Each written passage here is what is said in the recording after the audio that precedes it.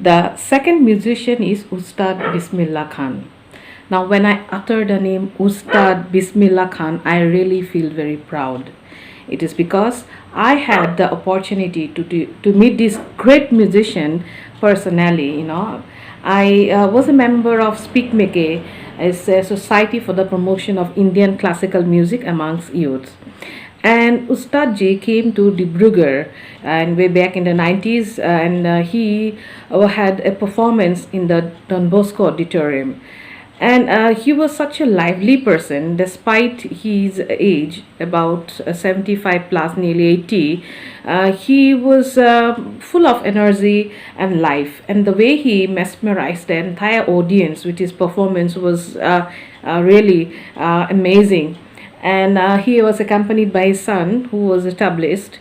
And the most beautiful part about this great person is that he was very humble and down to earth.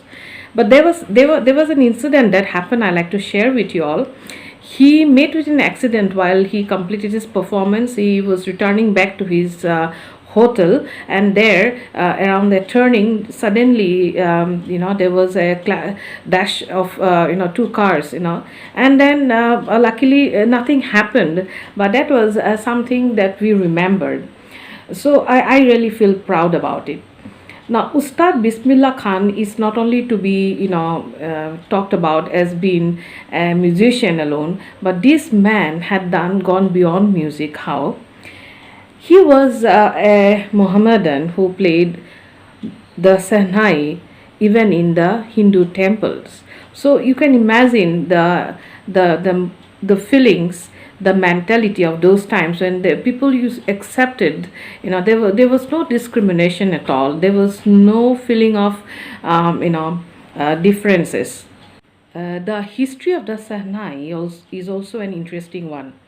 The Sahnai is developed from another instrument called pungi. The pungi was banned by Aurangzeb in his court because it had a very shrill and annoying sound. And but then nobody thought that one day this pungi would be revived. But surprisingly, a barber who belonged to a professional musical family, he developed it, and he took a hollow stem and made 7 holes there. And while closing and opening the holes, playing with it, and it produced some melodious notes. And he developed the tonal quality of the musical instruments. And so thus came the Sahnai, and when he played it in front of the royal courts, everyone was quite impressed. And that's how the story goes, got its name as Sahnai, as it was played in the Shah court, the emperor's court, and as it was developed by a barber Nai, so it came to be known as Sahnai. So that's the story of the creation of the Sahnai. And how did Ustad Bismillah Khan get hold of the Sahnai? Is that his uncle used to play it, and Ustad Ji learned it from him. And from his childhood, he was inclined to it. And there was a time when Ustad Bismillah Khan, took to the Ganga. He used to play this musical instrument as the flowing waters of the Ganga inspired him. So there was a connection between Ustad Ji and the holy Ganga river, and he never wanted to go and settle down anywhere, and brought Sahnai to a level of to the level of the other classical musical instruments, and he revived it. And it is said that he is the one who really brought the Sahnai, as gave its new name and gave a new hope that this musical instrument would go a long way. He was awarded tremendously by Indian and foreign audiences. Bismillah Khan believed that music is one's heart and soul. It has to touch one's heart and soul. So to learn a music, to play a music, one has to be very devoted to it. And so he was. Ustad Bismillah Khan is a very humble person. Now he started playing this musical instrument quite early in life, and slowly he became so famous that he went to other countries to perform. There's an incident when a student from the US, asked him to come and settle down in the United States. And Ustadji told that, can you give me the entire ambience of Benares there? He said, yes, I would give you the temples. I'll build to give you a feel of the Benares around all the temples and all. But can you transport the Ganga river there? So that was very humorous, but Ustad ji really meant it, because he played the instrument, inspired from the flowing waters of the Ganga river. So it was his favorite haunt, and he used to go there and play the Sehnai. And that's what he has also given a message. Here you'll find that there is a message in the story about in the lesson at the end, that teach music to your children.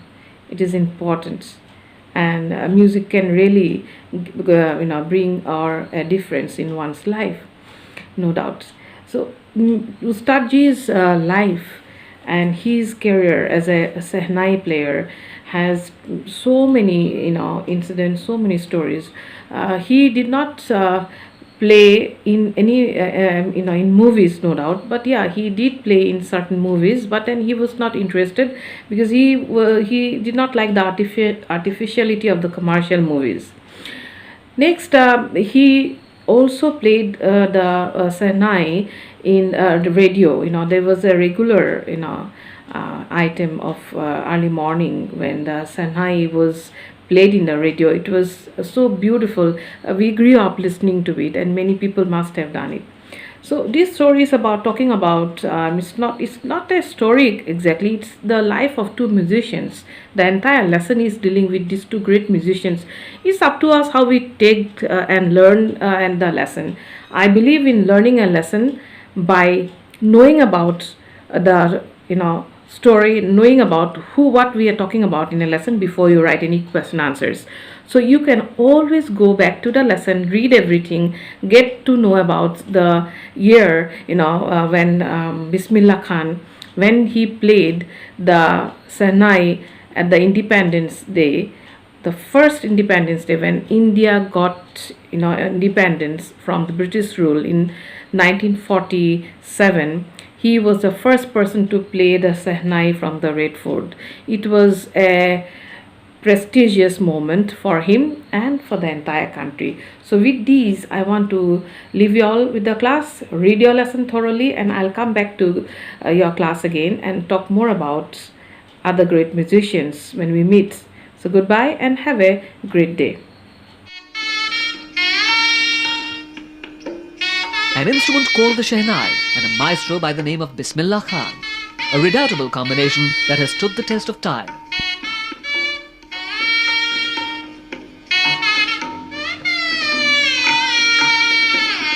This week in the capital, it was a young audience that listened to a recital which showed that age had dimmed neither Bismillah Khan's spirit nor the richness and mellifluity of his art.